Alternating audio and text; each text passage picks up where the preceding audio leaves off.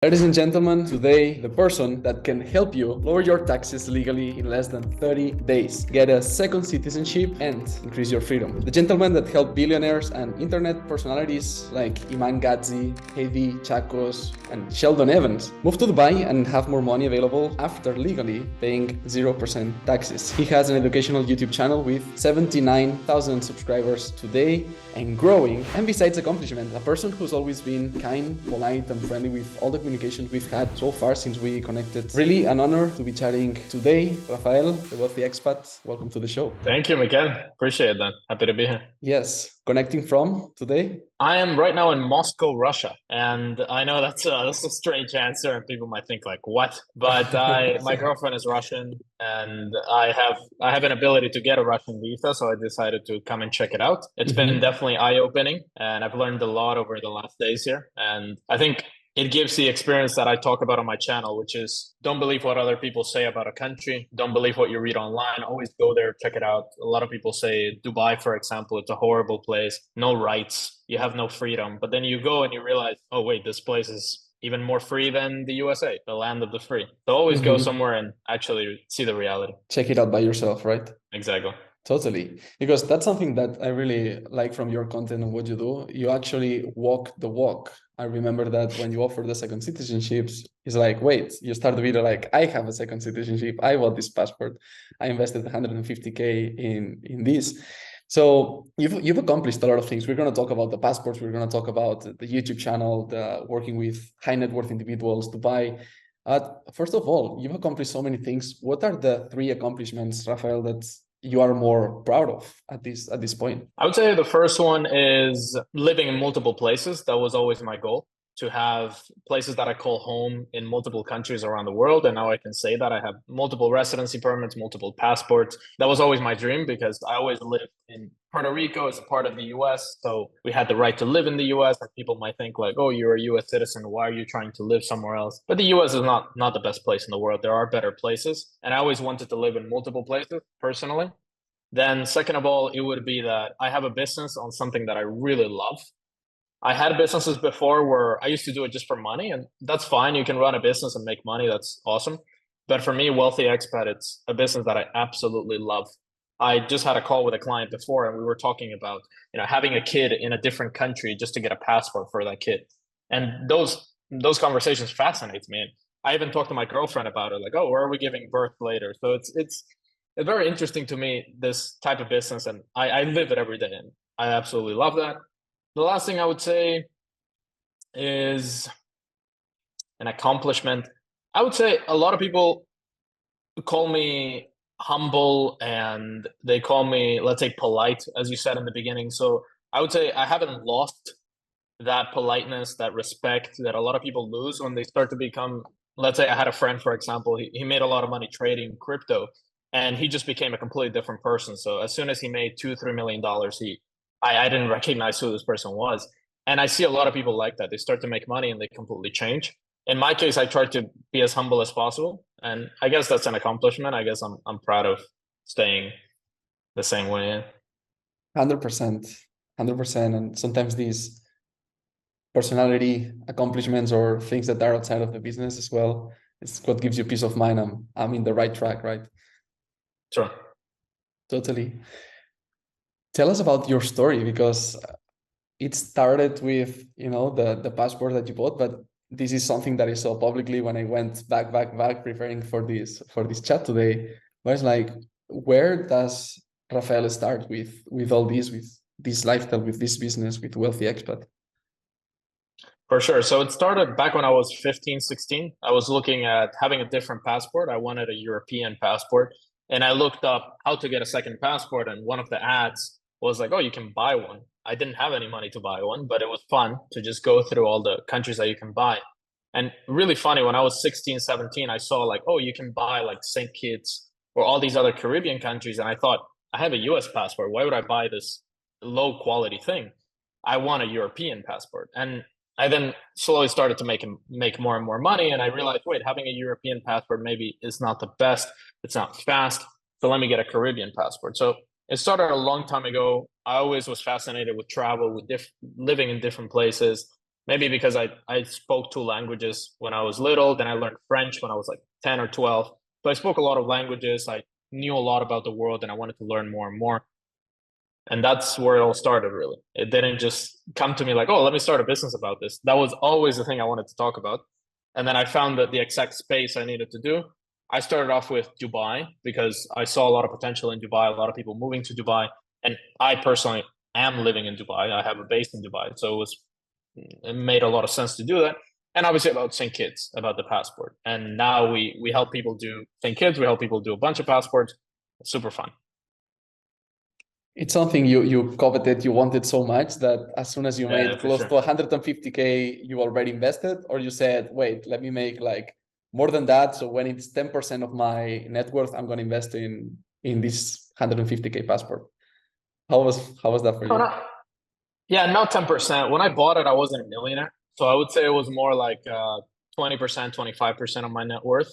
Okay. I would say you don't you shouldn't buy a passport if it's like, oh, I finally made enough money to buy this. I don't think that's the good time to buy it because it's not like a Mercedes, right? Some people buy a car and they're like, I'm so proud of this car. The passport Mhm. is more, there's a reason behind it. There's like asset protection, tax liability, there's a plan for the future. So at least you want to have double what it costs. Like at least you want to have 300 grand net worth to buy it. That's my opinion, at least. So when a person comes to me and they say, "Oh, I saved up for to buy a passport," I say, "What do you mean saved up to buy a passport?" No, a passport should be something like you buy with a plan ahead, and you have enough money to cover anything that happens. Because yeah, you're going to buy St. Kitts citizenship, and then your business needs a lot of cash inflow, and now you don't have that cash. What are you going to do? So I yeah, I always believe in just whacking up a lot of cash reserves, buying the passport as a long-term plan, but obviously having way more than that. Totally, because you mentioned asset protection, and it's like if all your assets, like it's in that Mm. passport, what are you going to protect if you don't have money left, right? What's the point? Yeah, What's the exactly. point? Totally. And when you bought the passport, did it grant you, besides all these benefits for yourself, did it grant you some benefits of connecting with other interesting people? Or when you started creating the content and being able to show your own passport on the YouTube channel, did it give you some change in your life? For sure, making the content. I think starting the YouTube channel has been the best thing in my life because Nice. it has opened me to new opportunities. So, for example, like now I have Serbian citizenship through exception. And the only reason why I have Serbian citizenship is because I made a channel and then the lawyer that does Serbian citizenship reached out and said, "Hey, I want you to know about this because you're a guy we can trust." And the only reason why they reached out is because they saw I had a big YouTube channel. If I was just like making a blog about it or never talking about it, I would never find out about it. And Hmm. I think a lot of people, once you buy a second passport, like you start to meet other kinds of people. And if you go to these citizenship events, and when you go especially to crypto events, I was on a crypto Mhm. yacht and I said like, oh, I have St. Kitts citizenship. They're like, oh, cool. We heard about St. Kitts, Dominica. Can you buy them Bitcoin? Like they all know about it because it's very popular. Like US citizens that are into crypto, they want to renounce, they get a second citizenship. So it'll obviously attract a better caliber of people. Even it doesn't matter where you are. Like even in Brazil, for example, let's say you might try to do some networking, and there might be a couple of people there that already have second citizenship or considering Mhm. it, or maybe they had a kid in Brazil and their kid is now a Brazilian. So that there's always that element of let me get a second passport, and if you have it, that then attracts a different kind of person for sure. Totally, totally. Because when did you start your YouTube channel? I started in June 2021. So yeah, almost 2 years now. And Yeah, I didn't even have my crazy. passport when I started it. The first Yeah, video was like how I paid for it. So I paid for my passport, didn't even have it. And I just wanted to tell people like, hey, I paid this thing. I fit. And Mhm. I yeah, and people loved it. People have loved it since. Yeah.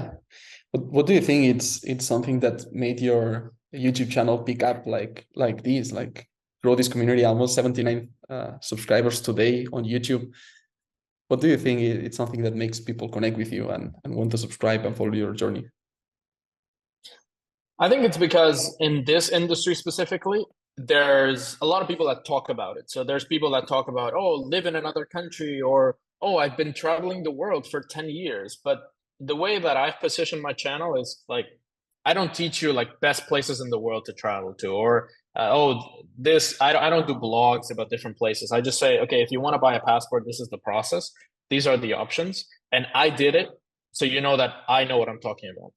And Dubai, the same thing. Like when I talk about a specific subject, like getting, let's say, a residency permit in Dubai, I did it for myself, and I've done it like 500 times, and I show examples of people that have done it, and more than 500 clients, and they trust me immediately. So there isn't, in this niche at least, that is very popular, like offshoring, tax reduction, legal ways of getting citizenship. There isn't somebody that has done it and also shows every single step. Because I know a lot of people that have done it, and personally, they have like 5 passports. They own yachts all over the world because they think that a yacht is better than real estate because you can move the yacht.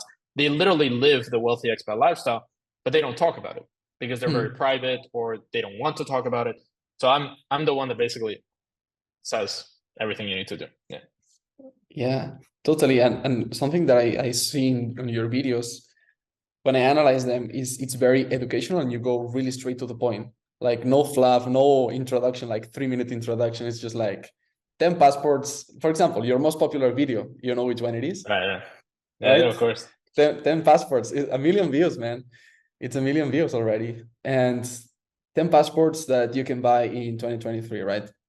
Buy 10 passports in these countries. And you start like, boom, right away. And it's like, boom, boom, boom, money, this, investment. And then really useful things like, these say in the website, they say it's 100K, but there's 30K in fees. So it's 130. So it's like these little details of like, well, he knows this thing. What, I mean, you already reached the million views with this video. What's something you learned from that video? Be like, oh, wait, now I cracked some code, I learned something, I can apply it into new videos so they can reach out to more people.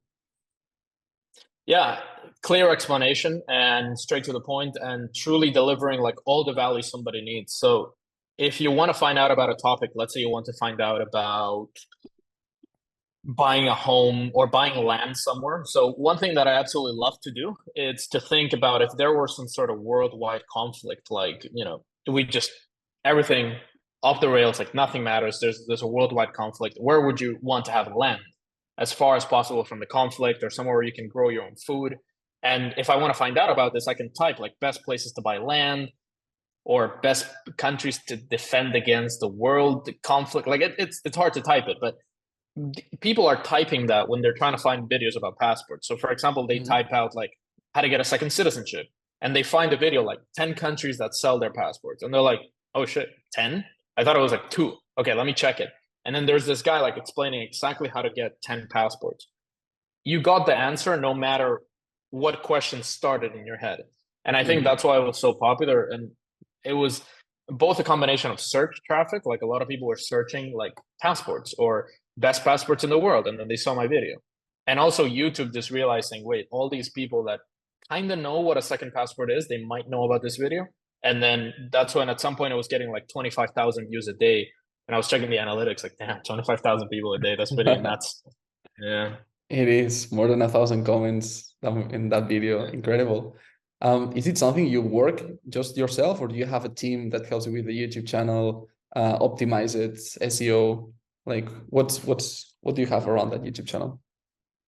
Right now I have a big team. So I have a YouTube manager, somebody that I send him the video before I post it, and he says, no, that sucks, make it again, or change this, don't say that. Yeah, I've had to refilm a lot. Okay. Basically, he says like, no, this won't work because 1, 2, 3, like in the first minute, you basically pushed away 50% of the people. You need to refilm it. So I refilm the video. Then I have the YouTube manager, he checks everything. Then I have the editor who works with the YouTube manager to change anything that he wants changed. And then I have the graphic designer. And then I have my YouTube video ideas team. Basically, I tell them like, oh, do you think doing a video about, I don't know, transgenderism is a good idea? And then they say, no, probably not, because our clients don't care about transgenders. Ah, okay, great. So it's like ideas team, YouTube manager, YouTube editor, and then graphic designer. Whoa. Yeah, it's not easy. Yeah. Like while traveling the world, and I know what it takes, sometimes to feed the filming time, to sit someplace to record while you're traveling. And this team, like how do you manage like finding the people? How do you source the people and find these right fits for you?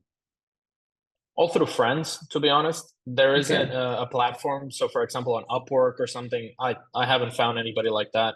One of my friends, he has 2 million subscribers, and he got burnt out. He said, "I'm not going to do this anymore." So he stopped filming all his videos, and he had a team of about 15 people that all Wow. needed jobs now, and they basically came to me.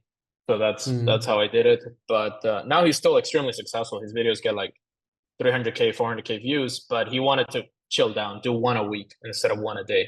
And then his YouTube manager basically didn't have any work to do, so he came to me directly. Yeah. Nice, nice, good one. So you mentioned that opening the YouTube channel, having the YouTube channel opened so many doors. Did that help connecting with, for example, other YouTube personalities like Iman, Heidi, or Sheldon when you partnered with the residency? How was For that? sure. How did you connect? Like you reached out or they reached out, or how was it for example with these three? No, man, it's very funny how it was. So with Iman, we were in the, and this is why also I recommend people to go to places where high net worth people hang out in. Iman, I met him in the lobby of my building, and I recognized him. Like he was walking towards me, and I recognized him immediately. I'm like, Iman. He's like, "Hey, bro." And then we just talked for like 10 minutes, and he said, "Oh, give me your what's your YouTube channel?" So he YouTubed me. I had like 20,000 back then, so he thought, "Okay, this guy's legit." And then we talked about how to work with his clients, and it took a while for him to even send me one client. He sent me the client. I did everything basically as best as possible, and now he sent us hundreds of people. I'm one of his advisors in his company. I've done his companies personally. With Heidi, it was really funny because she filled out the form in my website, and she was like, "I'm looking for help to go to Dubai." And I saw like Heidi Chacos, and I called her. I'm like, Like, "I know who you are, and I watched your videos for like 3 years." She's like, "Oh my god, cool." And then now we're really good friends. Like her husband is super cool. She's super cool. So it's been all through the business. With Iman, it was more luck, but obviously because I had the business, he trusted me. And with Heidi, it was like she just found us on YouTube, which is yes. yeah, Yeah. And luck. for example, with Sheldon, you also helped the girlfriend. I saw on your website. So eventually, like Yeah, you end up helping the friends and family. exactly. Yeah, Yeah. so basically with Sheldon, uh, I met him through Iman. I did his company, and then yeah, his girlfriend obviously came with him. Yeah, It's so cool. Yeah, finding, for example, even in the lobby, like what are the chances, right? Walking in, like you were both renting or you had property, I don't know, bought property in the same yeah, building. renting there. Yeah, yeah. Wow. Yeah, good one. And what are all the places that you would go to when you say, okay, where are the high net worth individual people going? Like where, how do you select those places? Like what's on your radar? It's not only high net worth because, for example, in New York, there's a lot of high net worth, but there's a lot of like woke high net worth, like very strange people. In New York, to me, it's Okay. one of the worst cities to live in the world. And for example, like Dubai is obviously my top choice. I would say Mexico, Florianopolis, where you are in Brazil, Yeah. like that is attracting me a lot. I know a lot of people moving at least part of the year. I have a client who lives in Florianopolis, very interesting Yeah. city. I Yeah. definitely want Following to you check it out. out. Yeah, I would say places that are not woke. Like I would say the US is a good place. I have friends in Vegas who are very high net worth, but they only spend maybe 1 or 2 months in Vegas. The rest of the time they're traveling in Dubai as well. I would say Dubai, Mexico, Bangkok also attracts a lot of high net worth people and random places like for example, in the summer I'm going to Ibiza, Mallorca, Yeah. like all these places in Spain. Like they attract a lot of high net worth people and yachts and so on. So it also depends the time of the year. Like Dubai for networking in June, July, August, like it's terrible because nobody's there. Everybody goes No, somewhere else. So it's so hot. Yeah. they go to Cannes in France. So that's where you gotta go. So you Yeah. have to sort of follow the year as well. Yeah. You mentioned Mexico. Mexico is so big. What places do you focus on Mexico? It's funny how Mexico it's really geographically Because so divided by how different. much money you have. Yeah. Yeah. It's like there's the center, like Querétaro. That area, Mm-hmm. it's like a lot of like mid-income people. They're all moving there. So if you want to network with like not super high net worth, it's there. High net worths, they tend to hang out in Yucatan, I think, in like Cancun, Tulum, Playa del Carmen. Puerto Vallarta is also really good for high net worth. I have a few clients there. So it's mainly these beach cities, although crime is going up in a lot of these places. So I'm pretty careful with Mexico. But it definitely the coastal places attract a lot of good people. Yeah, Cabo San Lucas también, all these Also, coastal, yeah, yeah, for sure. a lot Yeah. of Americans moving there. And yes, it's true the violence is going up, but also I've lived more than 6 months in Tulum, and nothing happened to me. No problem. Like not robbed, not anything, but it's true that I saw like close enough some shootings and things like that. So it's something you want to consider.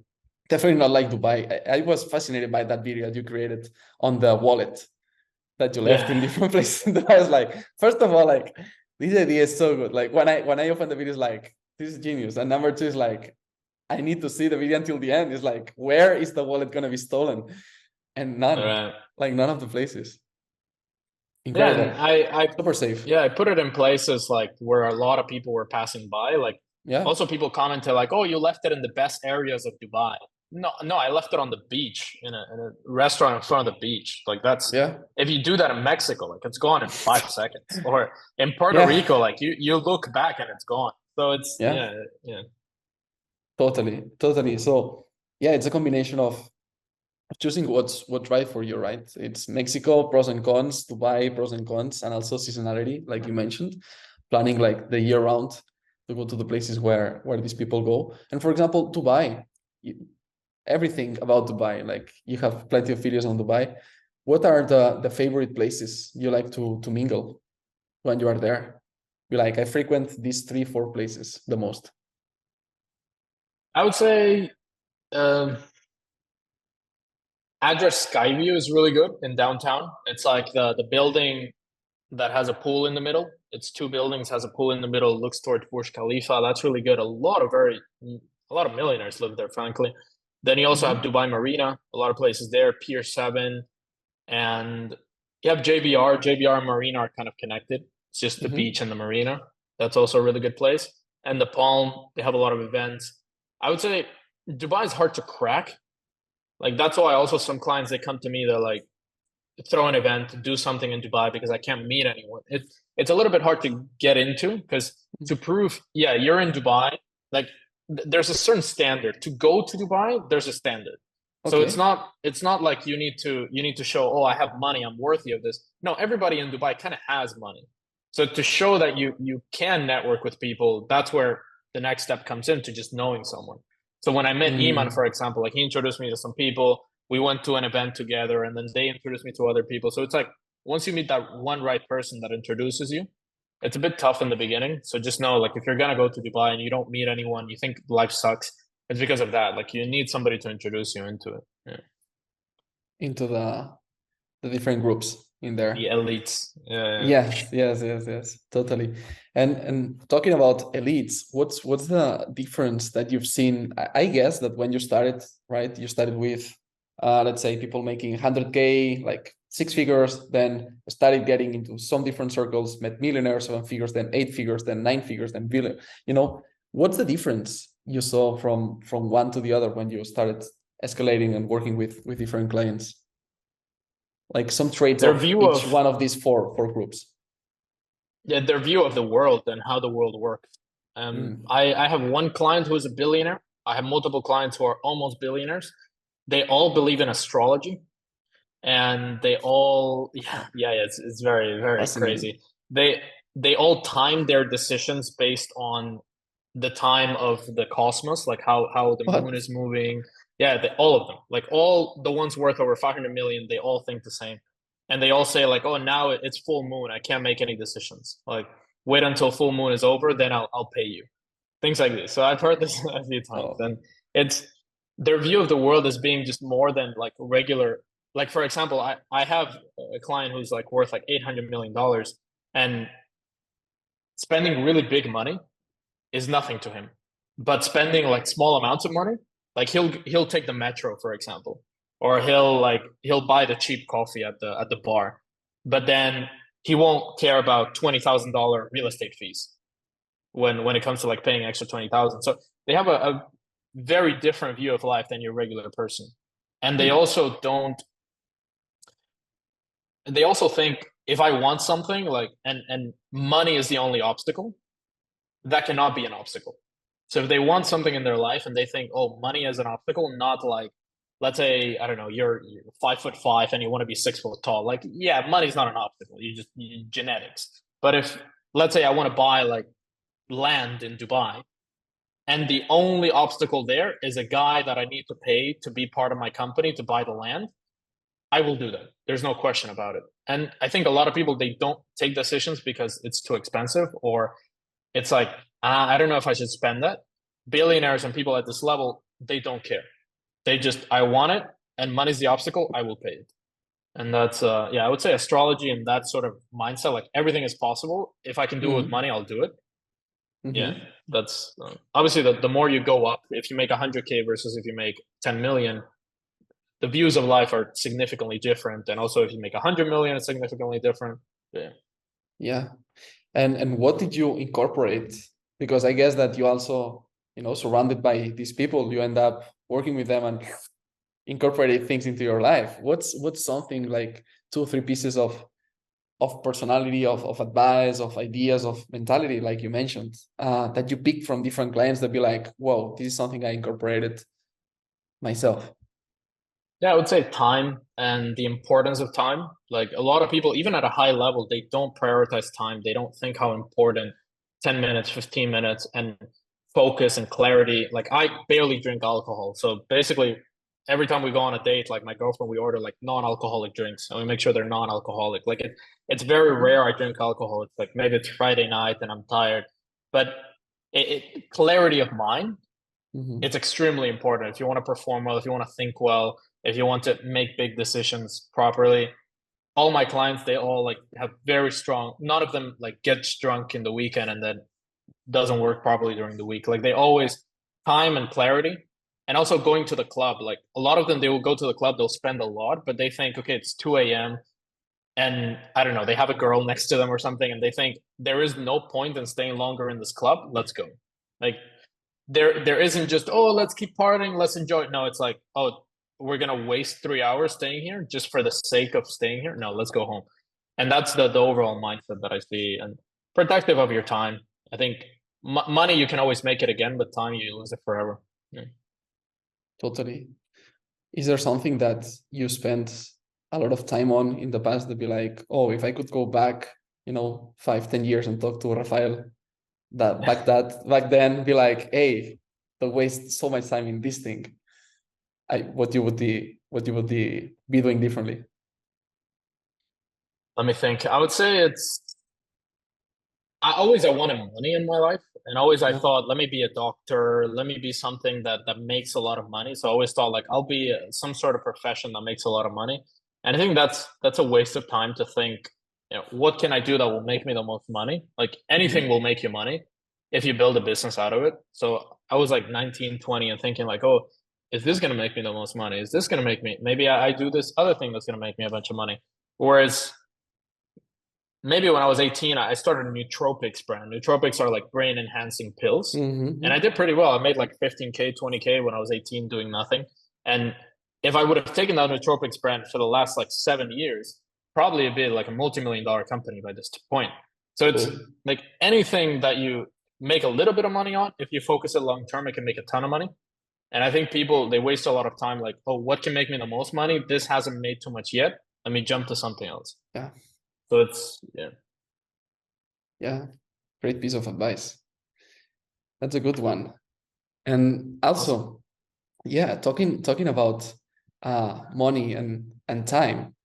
You say time does not go back, correct? So where do you see yourself spending time right now? Because besides Dubai, you're in Russia right now. What are other places that you are spending time on? Why? And is that gonna change? You're like, now I'm gonna make the most of these places, and then in 10 years, I see myself like spending more time in these places. What do I you know I want to visualize? explore. Yeah, I've been to 70 countries. I want to be in 70. 100. Yeah, Oh, I want good. to, I definitely want to go to 100 countries. And Nice. there's a lot that I've ruled off. There's some of my friends that have been to like Somalia and Cameroon and Guyana. Like they've been to some pretty far off places. I'm really not interested in that. I'm interested in Mhm. places that have some sort of future that, although Guyana might have some future, but that are going to be a good experience. And I think Mm-hmm. 100 is the sweet spot.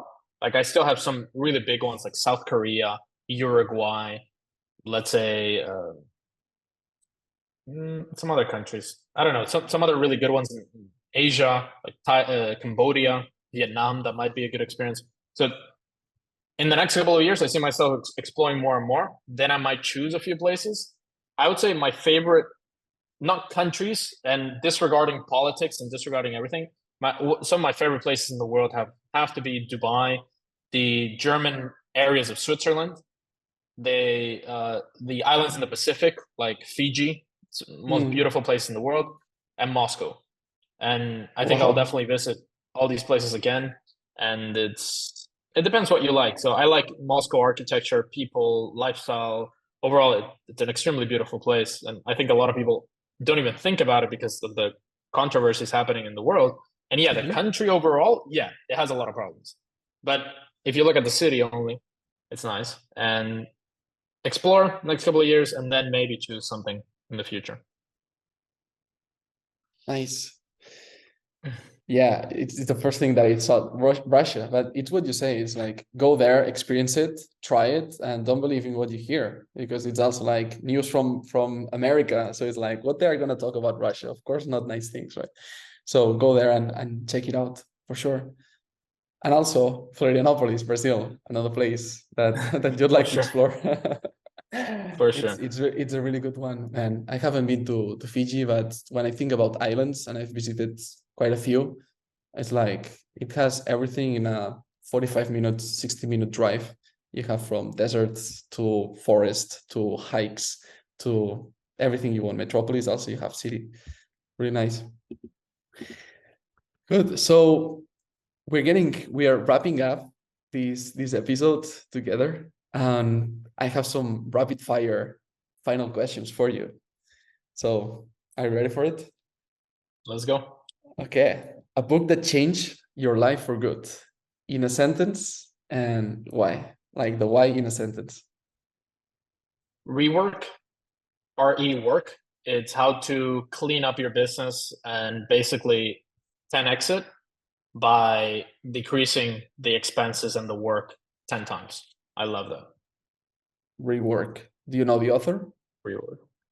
Forgot his name, but if you Okay. Google like Google rework rework. book, it it will Yeah. show up. Yeah, I'm also gonna link it here. The team is gonna link it under this video. 3 habits, perfect. Rafael, that you prioritize in your life because they make you feel good about yourself. Exercise, going to the gym, 100% meditation, and overall taking really good care of your health, like making sure that going to the doctor a lot, making sure your health is on point, like absolutely on point.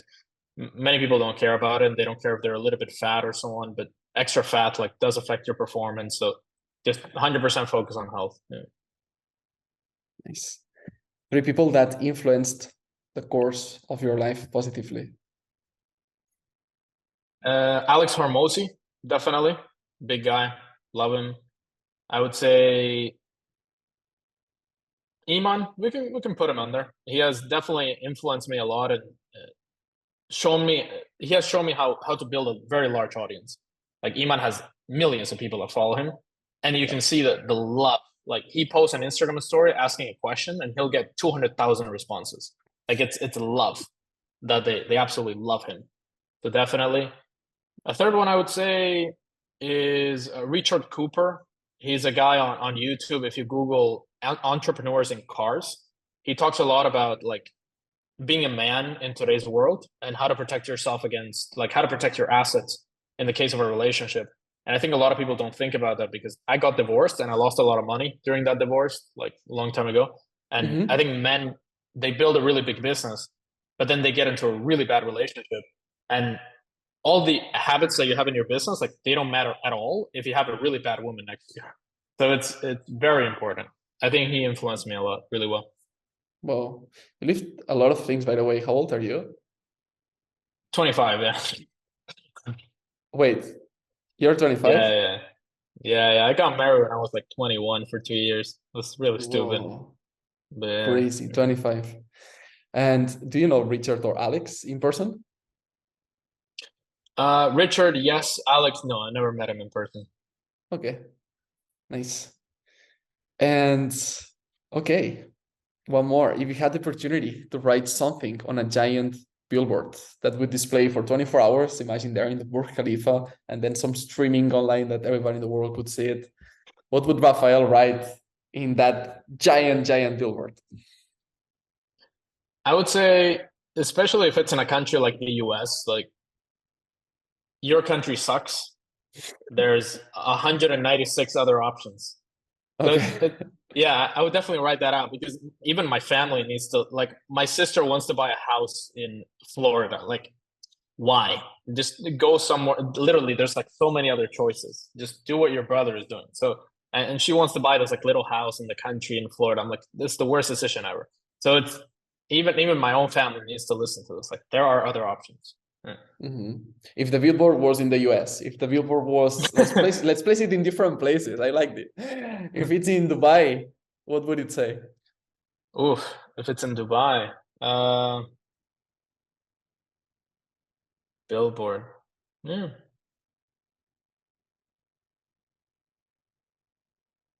Something about freedom I would put in there. Like, Uh-huh. but Dubai is pretty free. Like, it's not. Yeah, for Dubai would be tough. I would just put it in all the woke countries, all Nice. the countries that are like, And teaching say kids that how to your be. country sucks. Just move somewhere else. Yeah. In Dubai, I wouldn't put anything. I just would put it in all the other bad countries. Love it. And finally, the last questions that I always ask to everybody who's on the show. Who would you love to see in this podcast next? Who should come? Would you like to introduce and be like, hey, come to this podcast? Iman, yeah, would be a nice one. Nice.